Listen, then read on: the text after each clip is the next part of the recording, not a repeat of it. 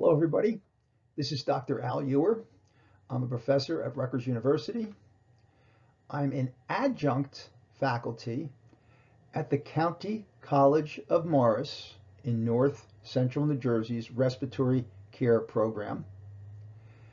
I'm also co-editor of Egan's Fundamentals of Respiratory Care textbook and 2 other textbooks, but I'm coming to you today as co-owner of A&T Lectures. I will be presenting to you today on foundations of arterial blood gas interpretation. So let's take a look at this topic in more detail. Some of the specific learning objectives we're going to focus on during this module include understanding indications, complications, and hazards for arterial blood gas sampling. We'll review normal ABG values. We'll examine steps in interpreting the results. We'll review common ABG abnormalities. So in terms of the numbers, but also in terms of the clinical conditions that can cause those abnormalities in the ABG results. We'll be performing and reviewing some actual ABG interpretations, examine a few critical thinking questions, and perhaps most importantly, I'll be providing you with additional resources for those of you who want to drill down deeper on this topic. There are several indications for arterial blood gas sampling and interpretation. However, irrespective of the specific indication, all of them tend to fall in the following categories. Determining the adequacy of ventilation. So for instance, in disorders such as neuromuscular disorders, COPD, when I say a code or code blue situation, the ventilation is impeded in some way. In the case of neuromuscular and COPD, it's usually gradual and falls more under the category of chronic. In a code blue situation, it's much more abrupt. So if you will, it may be the cessation of breathing has occurred abruptly versus neuromuscular and COPD where it's not a cessation of breathing, it's just inadequate. Another indication is determining the adequacy of oxygenation. You have a variety of disorders that can affect oxygenation. ARDS, or acute respiratory distress syndrome, whether it be associated with COVID-19 or independent of that infection. ARDS can absolutely impede oxygenation. Pulmonary emboli, so you have a blood clot, so it's not really on the, if you will, lung side of the equation. It has to more do with the vascular side of it, where you have a large clot or multiple clots that have found their way through the pulmonary vasculature and they're preventing blood flow from going to portions of the lung and therefore unable to participate in gas exchange.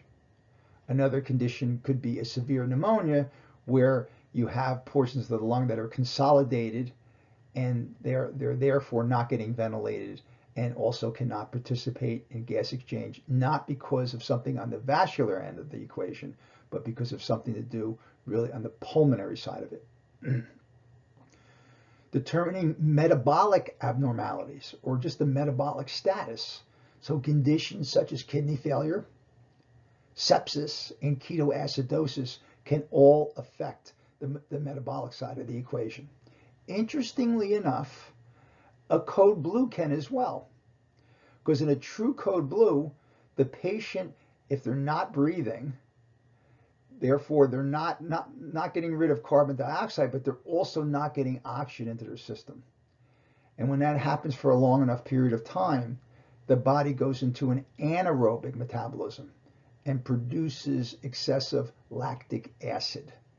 So the problem with the code blue is you may find in extreme circumstances that the patient has a combined acidosis, so a combined respiratory acidosis because of the insufficient ventilation or lack of ventilation, as well as a metabolic one due to the lactic acidosis and the inadequate oxygenation.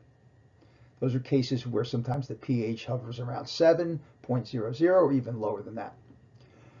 ABGs are also done to assess the response to therapy or the severity of the progression of diseases. A category that I didn't explicitly list here because it's not really the focus of today's presentation is also to, if you will, pre-screen patients before they're having a very involved surgery, to pre-screen them to make sure that although their blood gas may not be normal, that at least it's not extraordinarily out of the normal ranges and therefore could exclude the patient from having that surgery. Basically say they may not do well, they may not survive it because their baseline ABG results are so bad. So some of the contraindications for arterial blood gas sampling include a negative Allen's test. So the Allen's test is done to make sure that there's collateral circulation through the ulnar artery. If there is not collateral circulation through the ulnar artery, the test should be then performed on the opposite arm, and hopefully they do have collateral circulation, and the sampling can be obtained from that side. It should not be performed through a lesion or distal to a surgical shunt. The lesion would be, it could be an infected lesion. You could actually introduce those microbes directly into the bloodstream. The surgical shunt would actually could result in just a severe, if you will, skewing of the results. A coagulopathy or medium to high dose anticoagulation therapy. So that would be a situation where the patient has elongated clotting times. They're extremely elongated. Maybe it shouldn't be done, period. Another category would be if the patient has open burns or open injuries. You would not want to attempt, obtaining a sample through the portion of the skin that, again, has been severely burnt or injured in some manner. Relative contraindications, so they're not absolute. You might not do them, would be minor change in therapy whose impact can be monitored via other means such as pulse oximetry. End-tidal capnography, things along those lines. Serial ABGs in the absence of an arterial line. So really good idea. One of the main indications for an arterial line is serial ABG. So that you shouldn't be sticking the patient, 4 or 5 times an 8 or 12-hour shift.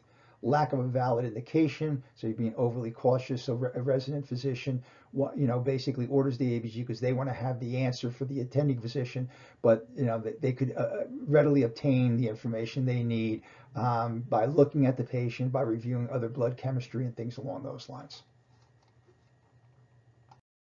In addition to some of the contraindications, there's also precautions and potential complications of arterial punctures. They include arterial spasm, where the actual endothelium will, if you will, spaz and could occlude that, the perfusion downstream or distal to where the site is. Air or clotted blood emboli. So actually air acts as a clot. So, when air enters a vessel, it can clot off. If again, the individual, instead of, if you're leaving the plunger on the syringe alone or just retracting it to let the blood go in, they advance it and introduce blood into that artery. It could be really problematic. Anaphylaxis from local anesthetics. So it's very unusual to use lidocaine or something below the skin, because the idea there is, you'll be anesthetizing the area, but you're also then sticking the patient. You're actually giving them, if you will, subcutaneous amounts of lidocaine. So it's not commonly used. I will tell you that some of the older textbooks absolutely talk about, anesthetizing the area. So just kind of be aware. A patient or sampler contamination, where you have, something, you've introduced venous blood into it in some particular manner, or you've contaminated. You've put the syringe down in a spot where now the blood's actually been contaminated. Hematoma, so you can actually have a, if you will, black and blue mark, or it looks like a black and blue mark from leakage of the arterial blood. Maybe their clotting times were elongated, or there wasn't enough, the pressure wasn't left on long enough, etc. Hemorrhage, not common, but it can actually happen. I mean, you think about it this way. If the patient does have an arterial line and the procedure wasn't done properly and the 3-way was left open, the patient actually hemorrhages. The patient could lose a lot of blood that way. A trauma to the vessel, so anytime you're introducing a sharp, puncture to that vessel, it could be problematic. Arterial occlusion. just because of any one of the above. Pain is common. Nerve damage is not common. Pain is something that can absolutely happen. I was doing a stick on a patient not so long ago, and I'm pretty good at it. But bottom line was I used the old ultrasound, what they use for arterial lines to do it, because it turned out he was extraordinarily deep. He knew he was a difficult stick because he said just. I said, I'm thinking about doing this ultrasound. He says, that would be a good idea. That's usually what they have to do. So just something also to be aware of. So let's just for a moment take a look at some what we call pre-analytic ABG errors. Pre-analytic is you got the sample, you got it. Yeah, everything was good in that department, but there was something else. There was maybe air in the sample, there was venous admixture, there was metabolic effects, it wasn't iced. Now we use the ISTAT point of service system in our hospital system. So you do not ice samples, but many other hospitals do not use that system. They still have a blood gas lab, and therefore the samples should be iced up. Otherwise, metabolic effects will happen. So let's take a look. Air in a sample. Air in a sample. Air has a partial pressure of oxygen of about 150. Okay. So air in the sample is going to it will raise a low PaCO₂. So if the PaCO₂ is 70, it will want to raise it to 150. It will lower a high PaCO₂. If the PaCO₂ is well north of 150, it will lower it. Okay.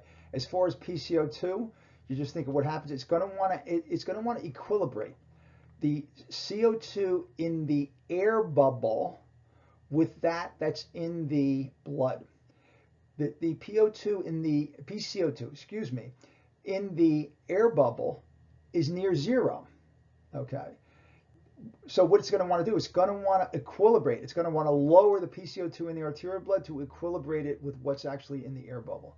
And because of that, it will actually raise the pH. Venous admixture is just going to kind of gravitate it more towards what you'd find in venous blood. Metabolic effects, you can memorize this stuff, but you don't necessarily have to, because metabolic effects, think of it, is that the metabolism of the blood would continue. So O2 would lower, because that's what happens with metabolism, and CO2 would raise. And pH would follow the PaCO₂, so it would lower as well. I cover these probably clinically. They don't really happen much, if at all. I will tell you that these questions appear on the NBRC, the National Board of Respiratory Care's credentialing exams. I think there's even one question on the ACCS exam that I took 2 years ago, the Adult Critical Care Specialty exam. I think there was one that related to this as well. So commonly appearing in our exams. Clinically, it's relevant, but if you kind of know it and you do all the right things, you evacuate an air sample, you avoid a venous admixture, and you ice up samples that should be iced up, they tend not to be a problem. Before we discuss what's abnormal, let's look at what's normal. There is a little tiny bit of variability in some of the textbooks, but there's also pretty good unanimity. So pH is normal value between 7.35, 7.45, PaCO₂ between 35 and 45, PO2 between 80 and 100, bicarb between 22 and 26, base excess -2 to +2. SO2, or the saturation, is calculated via the PO2. So it's a value, but understand it's going to follow your PO2 value. A typical representation you'll see in a chart or electronic health record: 7.40, PaCO2 of 41, PO2 of 92, the bicarb of 23, and a base excess of +1 or 1. The process of interpreting the ABG involves doing it in a stepwise fashion, a step-by-step fashion. So typically you're looking at your acid-base balance. Is the pH normal? Is it acidotic, or is it alkalotic? So is it normal? Is it below 7.35, or is it above 7.45? Second step is looking at your PaCO2. Is it normal? Is it acidotic, or is it alkalotic? Third step is you're looking at your bicarb.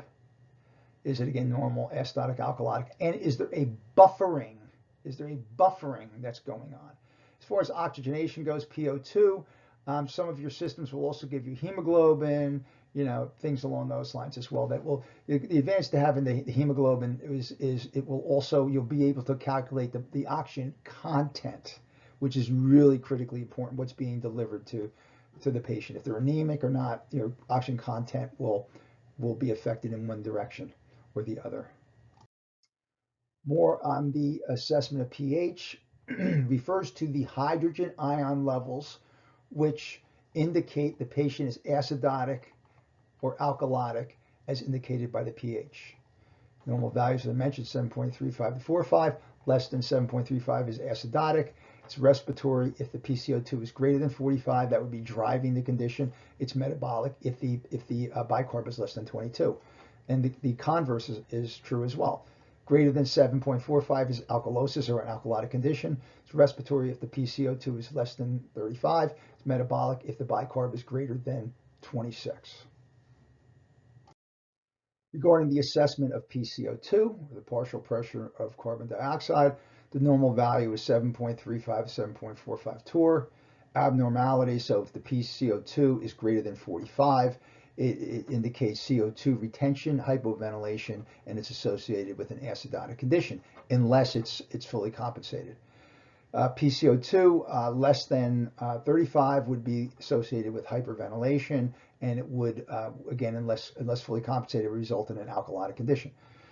pH can be normal with a high PaCO₂ if the kidneys compensate by retaining bicarb or hydrogen ions. Okay, so you might see this. An example that I'll give is where the pH is 7.35, PaCO₂ is 58. So the patient has a respiratory acidosis. However, the bicarb is 32 rather than a high of 26, high end of normal 26. The bicarb is buffering. So this would be known as a fully compensated respiratory acidosis. I'm deliberately steering clear of the oxygenation status just to illustrate this particular example regarding PaCO₂. So looking at your respiratory acidosis, also known as, or AKA, hypercapnia, caused by increase in CO2 levels, which is then converted into an acid. Examples include hypoventilation, whether it's just hypoventilation alone or because of the presence of sedatives, sedation, opiates. Central nervous system depression, so it may be secondary to medications, legal or otherwise, or it may be a lesion or some sort of an injury or some sort of a decompensation of the central nervous system. Pneumonia, so pneumonia can actually cause patients' ventilations to drop. So even though they may be breathing quickly, the amount of that the ventilation that's actually crossing the alveolar capillary membrane is diminished because the patient has consolidation in portions of their lung. Pulmonary edema is a different disease status, but the concept is still the same. Instead of the lungs having mucus, it's more what we call transudate. So it's enough leakiness of fluid from the pulmonary vasculature across the alveolar capillary membranes into the lungs and filling some of the alveoli. Asthma, and then there's iatrogenic causes, and iatrogenic causes are we caused it. I don't mean you personally or me personally. I mean the healthcare facility or personnel contributed to it or caused it outright. Setting a minute ventilation or tidal volume that's too low, failure to initiate appropriate therapy such as non-invasive positive pressure ventilation and the like. Respiratory alkalosis, because again, your PaCO₂ is less than 22. It's also known as hypocapnia. Definition: a decreased amount of carbon dioxide in the blood. Potential causes are, patient hyperventilation due to pain, fever, anxiety, or brain injury. Iatrogenic causes inappropriate vent settings. So sort of the opposite of what I mentioned when I spoke of respiratory acidosis. So excessive tidal volume, excessive respiratory rate, excessive minute ventilation, and similar things. Just for a moment, let's just digress to a related topic of capnography. So waveform capnography, where you have a graph and you have a number. So capnography is the analysis of waveform depiction of exhaled CO2, and often includes the numeric value as well, which is known as capnometry. So measuring the numeric value of exhaled CO2 can be used as a surrogate for PaCO₂. Many times it will be used as a surrogate once baseline data has been established invasively through an arterial blood gas sample. Normal values, so notice the normal end-tidal CO2 is a little bit lower than the PaCO₂. So end-tidal CO2, normal range is 30 to 43. When PaCO₂, normal range is 35 to 45. And notice the difference between end-tidal CO2 and PaCO₂ is not linear.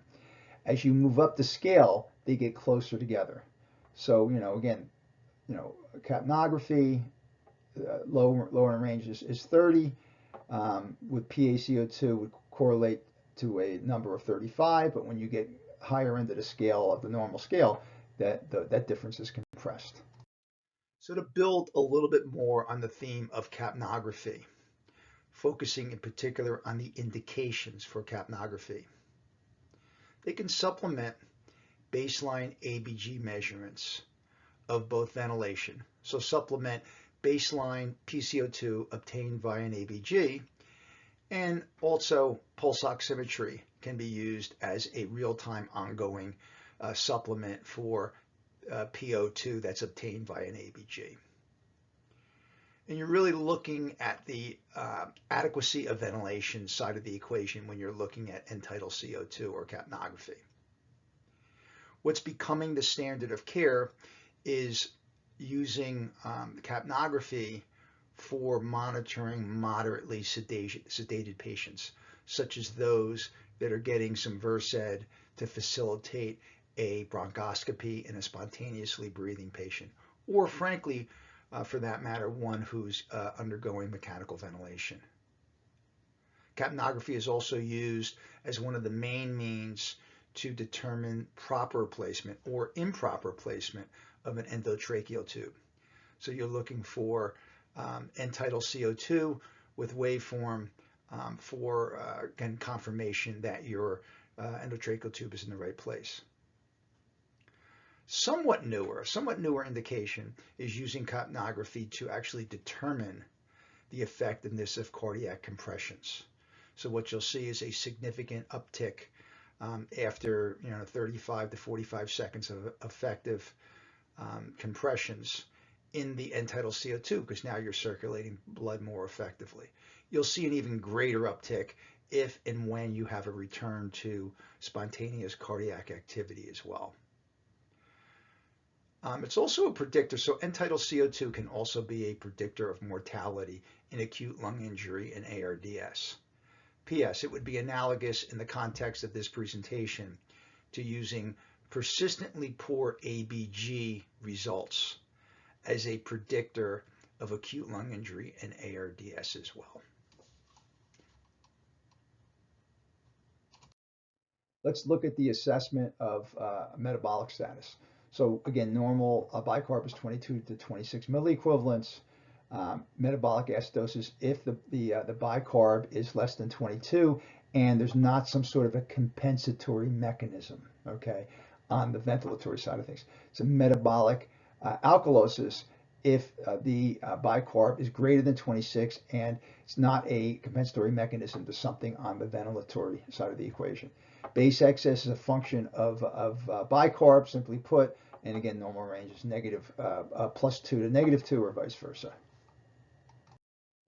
Some of the causes of the metabolic acidosis imbalance, either caused by an increase in acids or a loss of base, loss of bicarb.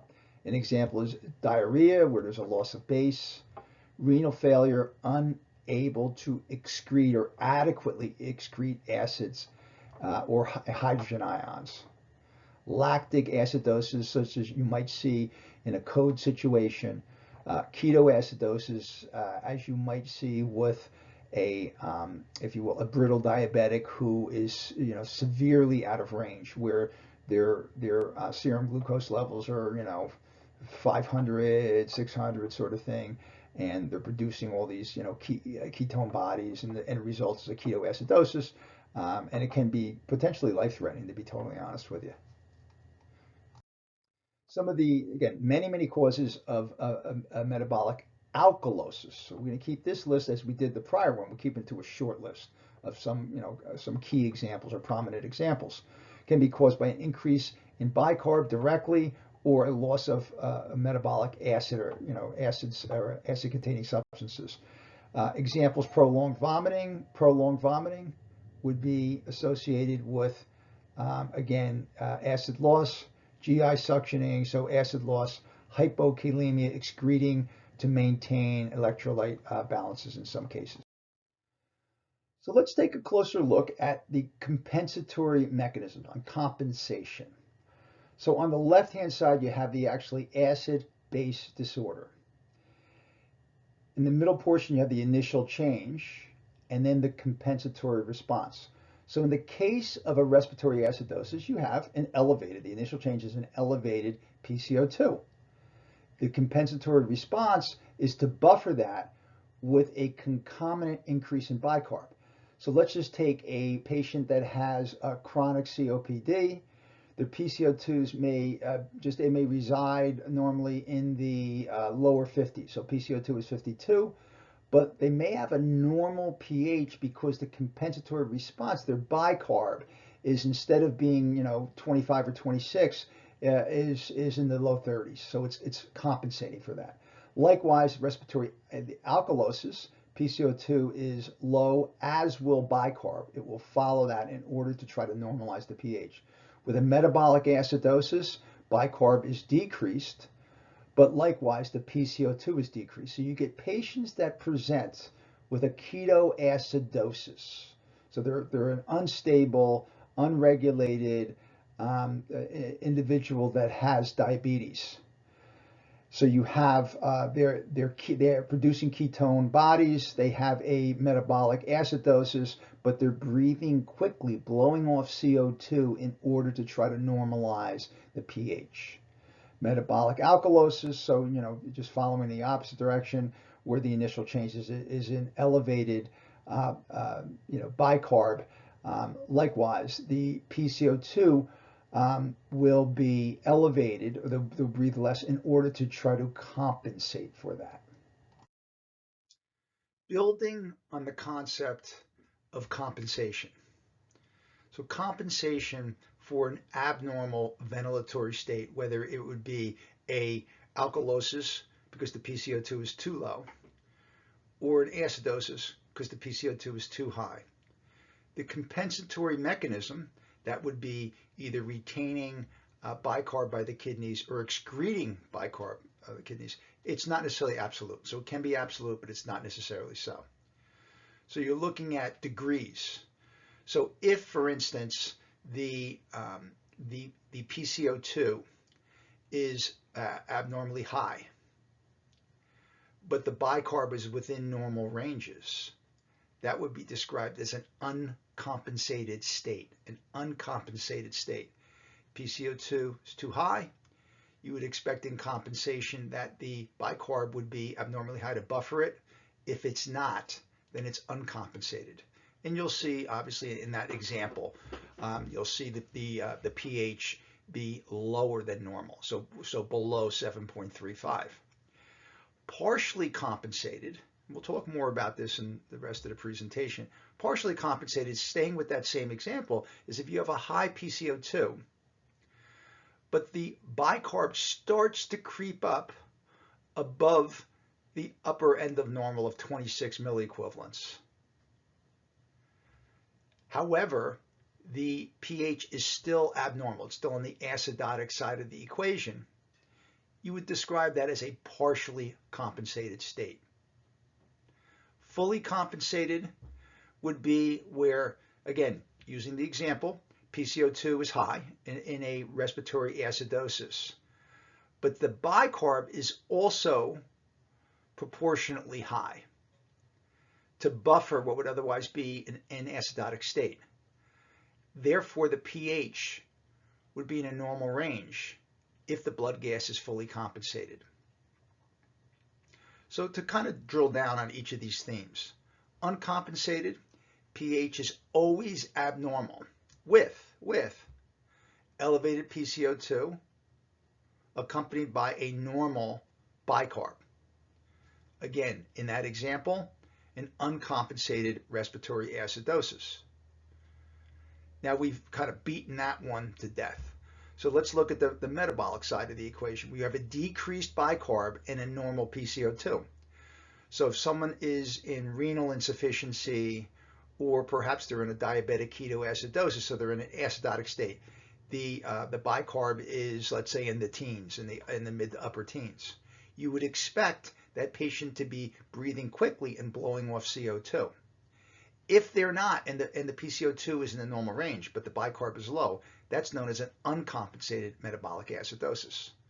And then you could say a similar phenomenon, if you will, for an alkalotic state. So now let's look at partially compensated conditions. So it's partially compensated. The pH is always abnormal with either primary disturbance is an abnormal PaCO₂. So bicarb is also abnormal, but only to compensate for the primary abnormality. Let's look at an example. Partially compensated respiratory acidosis. The pH is not normal. It's on the acidotic side of abnormality, 7.30. PaCO₂ is elevated, so clearly this is a respiratory acidosis. Okay. However, the bicarb is also elevated. So there is a compensatory mechanism. It's just not enough to normalize the pH. So in this case, you would characterize this as a partially compensated respiratory acidosis. And conditions associated with this could be COPD exacerbation, early permissive hypercapnia in patients who we're trying to maybe have ARDS, they're vent dependent, but we're allowing them to be a little bit acidotic and retain some CO2 in order to keep their tidal volumes down, their plateau pressures down, driving pressures down, etc. Or a partially compensated respiratory alkalosis. PaCO₂ is 7.51, it's alkalotic, PaCO₂ is 27, bicarb is 20, so it's inadequately treating pain or anxiety, the patient's hyperventilating. You also have cases where the primary disturbance is an abnormal bicarb. PaCO₂ is also abnormal, but only to compensate for primary abnormality, such as a partially compensated metabolic acidosis, where you have pH of 7.30, it's acidotic, you have the bicarb is low. Okay, so you have bicarb of 15 instead of a low end of normal of 22, but the PaCO₂ is 25. So you have a case of maybe renal insufficiency and the patient breathing more quickly to try to help compensate for that. Again, it's not a full compensation, but if there was no compensatory mechanism, the pH might be something like 7.22 or 7.25 instead of being closer to normal at 7.30. Partially compensated metabolic acidosis, again, alkalosis rather, you have a pH of 7.51, bicarb is 30, PaCO₂ is 49. In this case, the driver could be an electrolyte abnormality. Now let's look at examples that are fully compensated. Okay, with fully compensated conditions, the pH is always normal. With one or two other conditions. So where the primary disturbance is an abnormal PaCO₂, where the bicarb is also abnormal, but only to compensate for the primary abnormality. So that's a lot of words. Let's look at an example. Okay, a fully compensated respiratory acidosis. Okay, so the pH is 7.36. It's either normal. We know the gas is either normal or fully compensated because the pH is within normal range. PaCO₂, however, is elevated. So this is making me scratch my head. So it's telling me, if I knew nothing else, but knew that it wasn't an analytic error of any sort, I would say to myself, well, pH is normal, PaCO₂ is high, so it would otherwise be an acidosis, but the pH is normalized. It's going to be fully compensated. So look at the bicarb. Indeed, the bicarb is elevated, it's 31. Okay, and you'd see this in a patient who has COPD, a steady state, and you can also see this with permissive hypercapnia. But instead of it being, permissive hypercapnia, we will allow an acidosis to a pH of 7.25. But our hope is over time, the pH will raise as the bicarb does. So with permissive hypercapnia, we know that the PaCO₂ is elevated, but we're hoping that that bicarb will creep up, and that eventually the pH will be, within normal ranges as it is here. Or fully compensated respiratory alkalosis. The pH is normal, but on the alkalotic side of the equation. PaCO₂ is alkalotic, but look at the bicarb. The bicarb is following it in order to try to normalize it. Or another example is primary disturbance is an abnormal bicarb where the PaCO₂ is also abnormal, but only to compensate for the primary abnormality. A fully compensated metabolic acidosis, again, pH 7.36, bicarb is only 18, but the PaCO₂ is 30, so it's compensating for a metabolic acidosis. So it could well be that ketoacidotic patient, but they're able to keep up, they're able to blow off enough CO2 to normalize the pH. Or it could be a fully compensated metabolic acidosis where pH 7.45, clearly it's on the alkalotic side of the normal range, but it's still normal, where the bicarb is 30 and the PaCO₂ is 49. So the PaCO₂ of 49 would normally drive, okay, would normally be what? An acidotic condition. But in this case, it's raising up in order to compensate perhaps for an electrolyte abnormality. So now let's look at the normal value for PO2. Again, there's some older textbooks that go as low as 75, but pretty much today, the textbooks are pretty much in alignment that a normal PO2 is between 80 and 100 torr or millimeters of mercury. It's hypoxemia if PO2 is less than 75 to 80. I gave that range because of what I mentioned, that there's a little bit of variability. And then we have mild, moderate, and severe. And again, there's a little bit of variability with these categories as well, but mild 65 to 79/80. Moderate if the PO2 is 50 to 64, keeping in mind that there's a saying that 55 keeps them alive. So a PO2 of 55 is not desired, but if, for severely hypoxemic patients who were, giving supplemental PEEP, maybe they're on nitric oxide, etc., 55 is maybe minimally acceptable for a period of time until the patient gets better. So moderate 50 to 64, but severe hypoxemia is where PO2 is less than 50 millimeters of mercury or torr. Hyperoxia if the PO2 is greater than 100 to 120, and the example here is 7.30 for a pH. So PaCO2 is 55. So that's a respiratory acidosis. The bicarb is 24, so it's uncompensated respiratory acidosis, and a PO2 is only 58. Okay, so this might be a patient, a COVID-19 ARDS patient, where you're not happy with the fact that the patient's acidotic, but the pH is not critical low. It's low, but it's not critical low, and at least you have the PO2 north of 55. Again, not where you want the patient to be ultimately, but it may be a minimally acceptable number that you can live with for the time being in order to keep your plateau and driving pressures to acceptable levels. So something I want you all to think about for a minute. We toss around PaO2 like there's no tomorrow. But PaO2 is the amount of oxygen that's dissolved in the plasma, not what's bound to hemoglobin. And so it's a very small constituent of the content of oxygen in the blood. The majority of oxygen, again, is bound to hemoglobin. It's expressed as the SaO2. So what's the big deal about SaO2 and PO2? Because there's a nicely defined relationship between PaO2, what's dissolved in the plasma, and SaO2, what's bound to hemoglobin, and it's known as the oxyhemoglobin dissociation curve. So let me say this in lay terms, okay? PaO2, very small amount, what's dissolved in plasma. The significance is not in and of itself. It is the fact that there's a nicely defined relationship between the PaO2 and that is what's dissolved in plasma and what's bound to hemoglobin, the majority. So that's the real significance of it. And as I mentioned in the preceding slide, what I'm showing you here is this is the oxygen dissociation curve, or the oxyhemoglobin dissociation curve. Simply the relationship between the saturation of the hemoglobin with oxygen and what's dissolved in plasma. And again, the real point is, it's not that what's dissolved in the plasma is all that significant.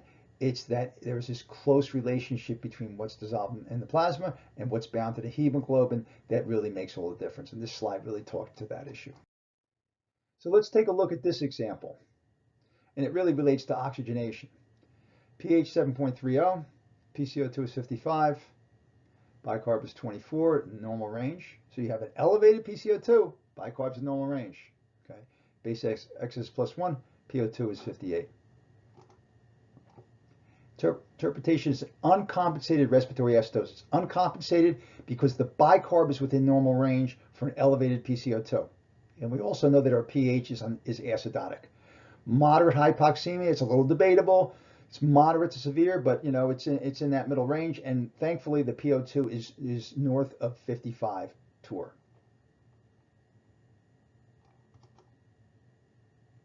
And we've really just given the reasoning why. Reasoning why is, again, pH acidotic, PaCO₂ acidotic. Unfortunately, bicarb it's in middle range. There's no compensatory mechanism. And the reason why it's moderate hypoxemia is the PO2 is 58, as we said earlier. In this example, we're going to focus on PaCO₂, pH is 7.35, so it's normal range, but it's acidotic end of that range. PaCO₂ is 58, it's elevated. So we know that it would be an otherwise acidosis. But the bicarb is elevated. So what is fluky about this a little bit? pH acidotic, side of normal, but normal nonetheless. PaCO₂ elevated. Bicarb also elevated. So you have a fully compensated respiratory acidosis. Fully compensated respiratory acidosis. The reason why it's fully compensated, the main driver there is what? The pH is within normal range. pH is within normal range. Yet another example, a metabolic situation here. So you have pH is 7.25, PaCO₂ is 40, normal range. Oops, bicarb is acidotic. Something's going on here. So the bicarb is acidotic, but the PaCO₂, the ventilation is not compensating for it. So this would be what? Let's take a look.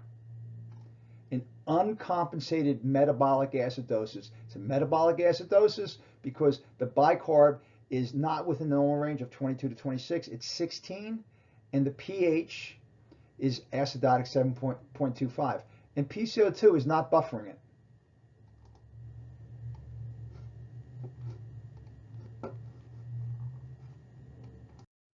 Now let's do a few examples in more rapid fire.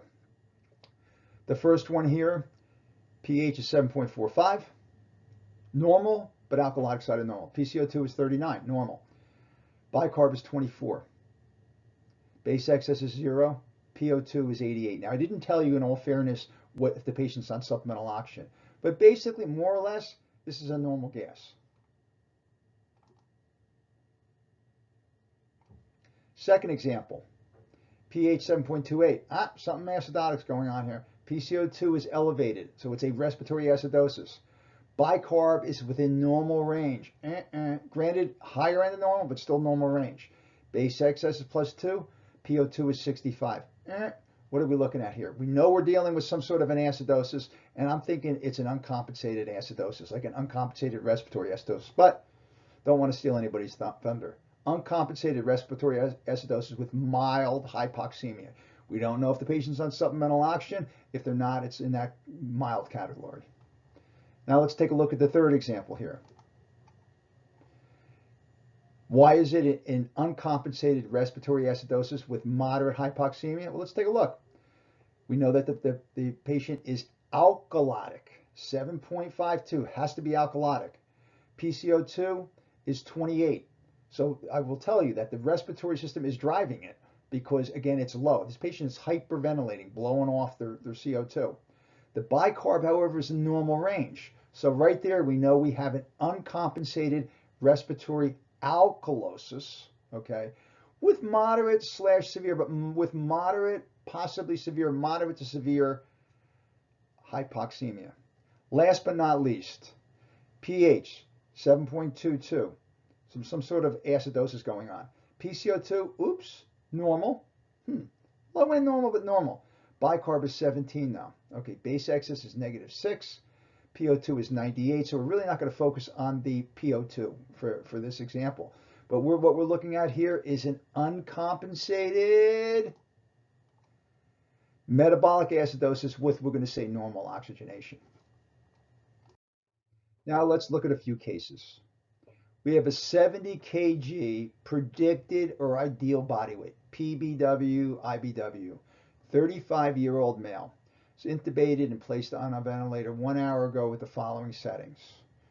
480, respiratory rate 16, FiO2 is 60, PEEP is +5. Everybody puts, their patients initially on +5 of PEEP. We don't. We started putting most of our patients on +8 of PEEP. That's a whole nother conversation. ABG results are pH 7.32, PCO2 is 52. So we have some sort of a respiratory acidosis if we went no further. Okay, PO2 is 62. What I don't like is it's taking a lot of FiO2 to get the patient there, to that PO2 of 62. Bicarb is 26, base excess is +1. What is the ABG interpretation? This patient has a what? A uncompensated respiratory acidosis. It's not severe, but they have it. It's probably iatrogenic.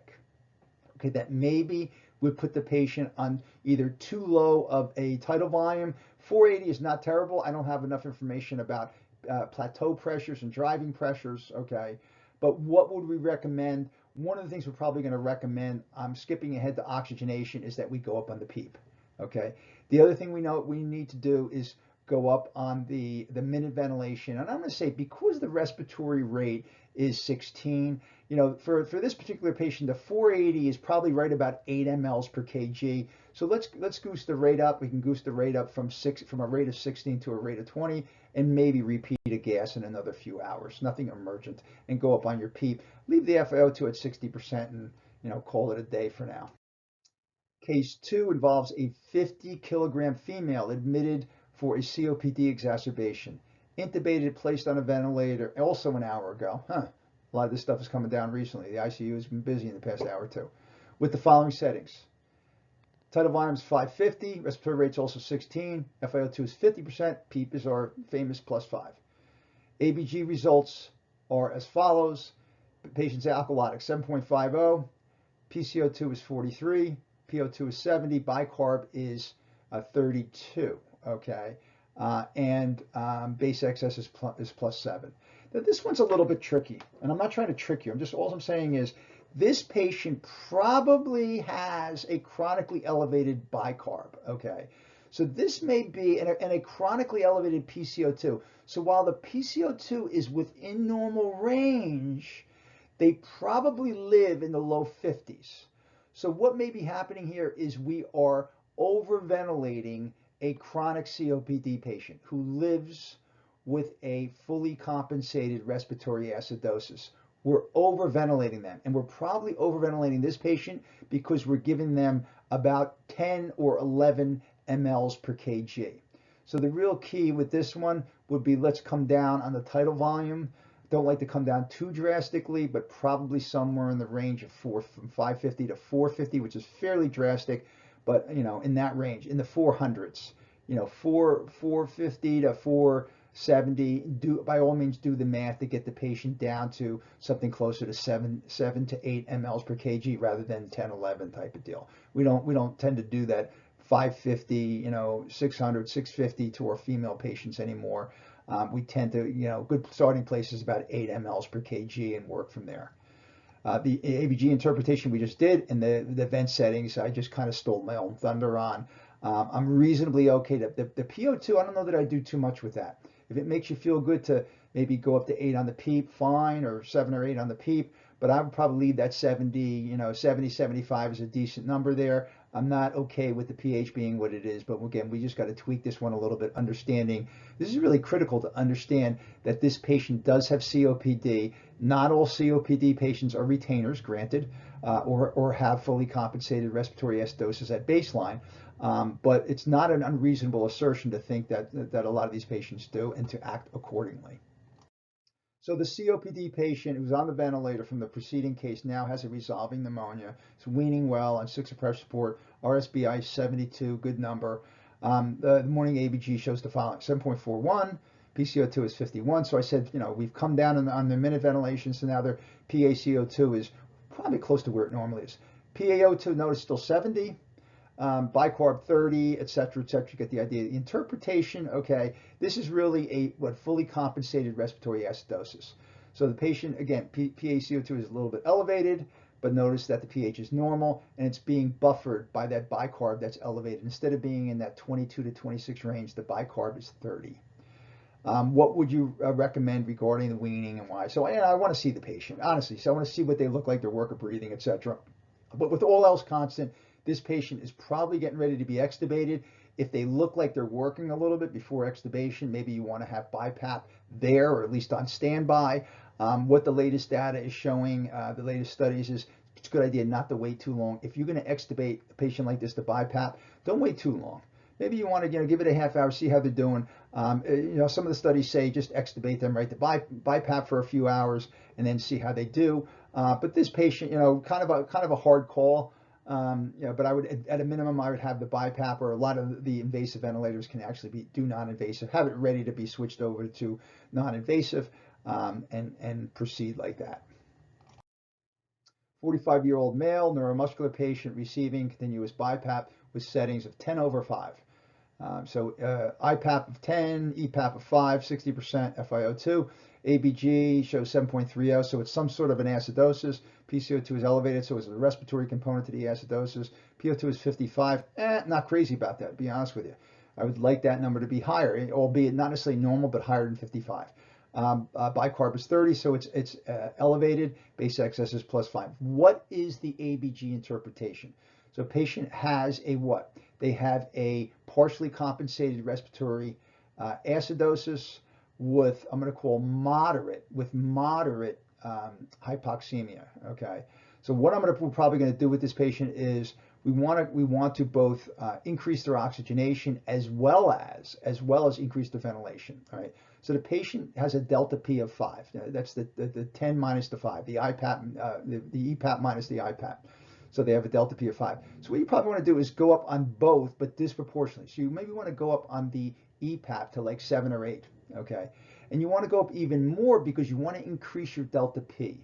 So maybe you end up with this patient going up to 16/8, 16/7, something along those lines on the BiPAP, in order to increase two things: increase their oxygenation because of your elevated PEEP or IPAP, as well as increasing their minute ventilation by increasing their delta P. A nurse, a respiratory therapist, and a physician assistant, or PA, respond to an RRT call and step down. Immediately note that the patient appears obtunded, diaphoretic, cyanotic, respiratory rate is 40 and shallow.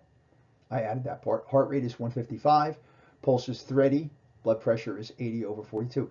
Resident physician orders non-rebreather mask and a stat ABG. So this isn't a terrible call on the resident physician's part.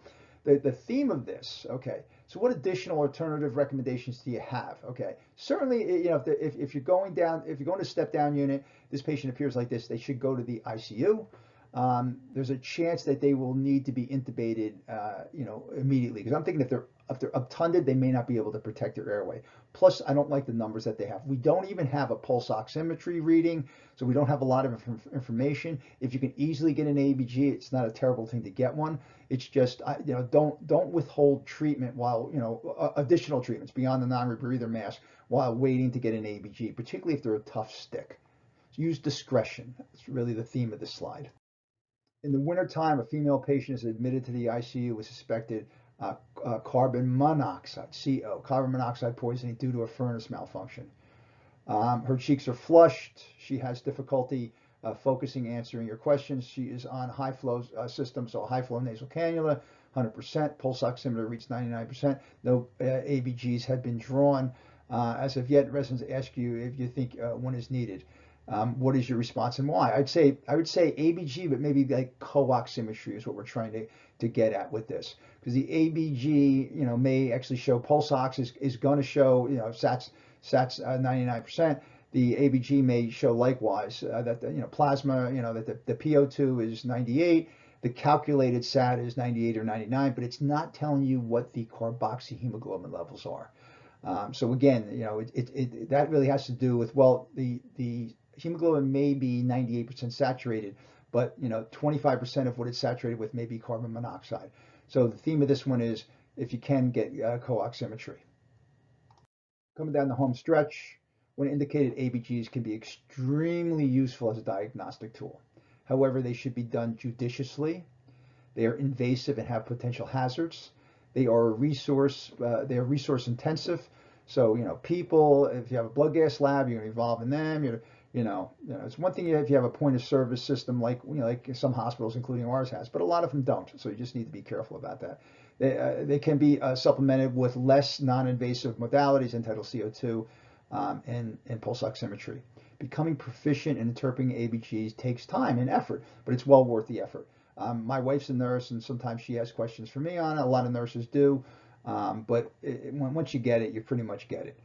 There are many resources available, including your local RT, so use them. So no harm in asking, particularly ones where they're a little boutiquey, like you have the patient, the patient that is being overventilated, the chronic COPD that normally runs with a fully compensated respiratory acidosis. Now you're overventilating them, and it looks like a metabolic alkalosis. So devil's in the details, and knowing, taking the ABG out of context and knowing about the patient history and physical can really help put this into a contextual framework for interpretation. Some selected resources are shown here, including 2 of my 3 textbooks, as well as an excellent piece from Castro and others on arterial blood gas and interpretation, very recently published. With that, I want to thank you very much. Terry and I actually want to thank you very much for coming to today's session. Hopefully you got something out of it, and we really hope that you come back to us. Really appreciate your coming to us this time, and hopefully we see you again. Thanks a lot, and have a wonderful day. Bye.